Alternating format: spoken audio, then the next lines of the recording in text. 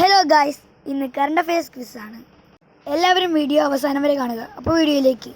ലോക എയ്ഡ്സ് ദിനം എന്നാണ്? ഡിസംബർ 1 ലോക എയ്ഡ്സ് ദിനം. 2024 നവംബറിൽ ക്യാബിനറ്റ് സുരക്ഷാ സെക്രട്ടറിയായി നിയമിതനായത് ആര്? ഹരിനാഥ് മിശ്രയാണ് ഉത്തരം. ഇന്ത്യയിൽ ഏറ്റവും വിലയേറിയ പെട്രോൾ വിൽക്കുന്ന സംസ്ഥാനം? ആന്ധ്രാപ്രദേശ്. ഇന്ത്യൻ രാഷ്ട്രപതി സ്ഥാനത്തേക്ക് മത്സരിച്ച ആദ്യ മലയാളി? VR കൃഷ്ണയ്യ.